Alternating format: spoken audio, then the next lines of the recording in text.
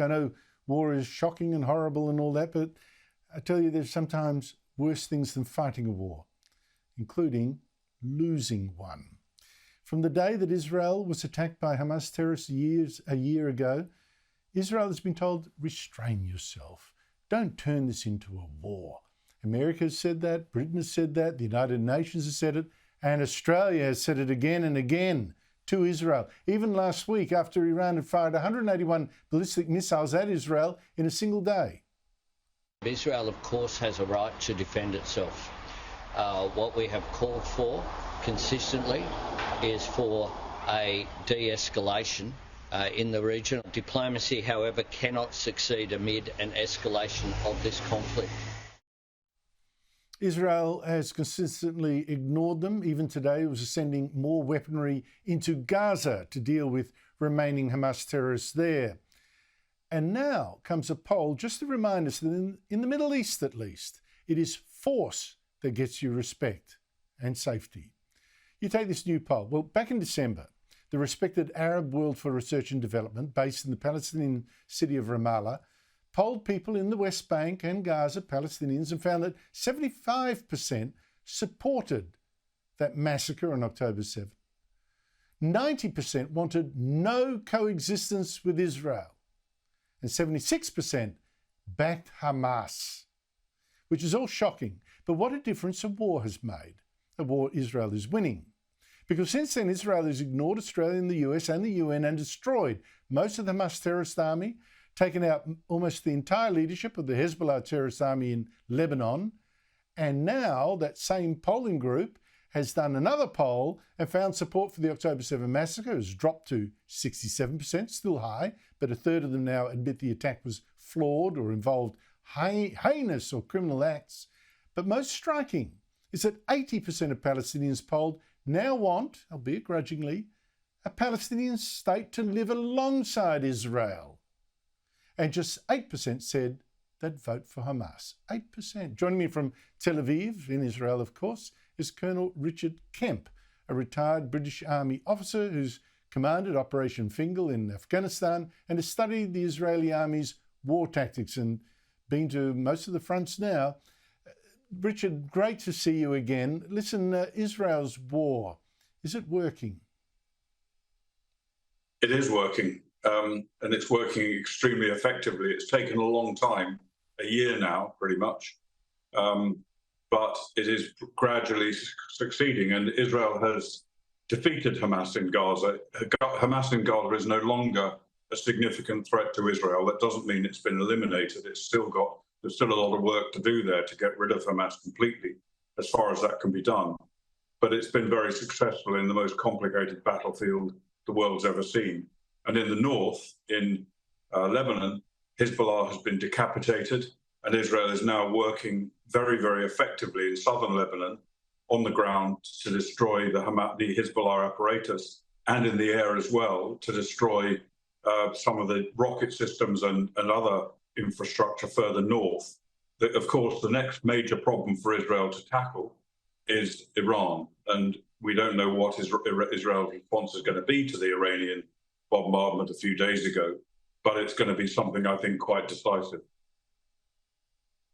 Now, Richard, as you know, there are two elements to this, and you sort of hinted at it in your answer there. One is the military assets and the people holding the guns right now. The other is the people's will to keep supplying fresh recruits and support and let them take control of the territory and all that kind of thing. It applies to Gaza, it applies to Lebanon, the Hezbollah that's taken over a third of Lebanon there. The first bit, I agree with you. Do you think, though, that the popular will in Gaza and in Lebanon is now not for those terrorist armies, but working against it? Like, what calamity have these people brought to us? Well, I think there's an element of that, but it's very hard to assess exactly how strong that is. Hamas do still have considerable control, political control, inside Gaza. And it's hard to eradicate that. One of the major tools they have at their disposal is they have control of aid supplies, which are critical to obviously to all the people, and they have to therefore kowtow really to Hamas in order to get the aid that the international community delivered. But I think only once Hamas has been much more strongly defeated in Gaza are we likely to see any significant change. If we do, I think that there's going to be a problem from Gaza for many years to come. Up in the north, in Lebanon, I've certainly heard of indications that there is movement against Hezbollah now. Even some Lebanese politicians are speaking out against Hezbollah who didn't do so before.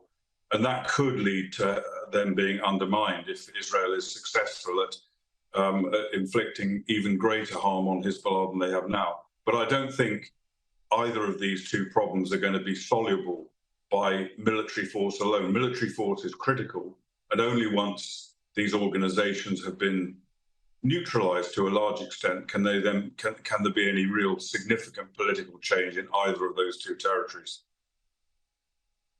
And of course, there's one other factor in the culture of these groups. Shame is also very important. If you're weak, if you fail, you've been shamed, and that makes you less attractive as a recruiting agent. Richard Kemp, people will be saying, how dare you say Israel's winning the war? What about all the deaths of these civilians? What's your response to that? Yeah, I agree. It's tragic. There's been a very large number of civilians killed inside Gaza since the war began, and some in Lebanon as well. But unfortunately, you can't fight a war in the 21st century or even in earlier centuries and not kill civilians when your enemy is fighting from within the civilian population.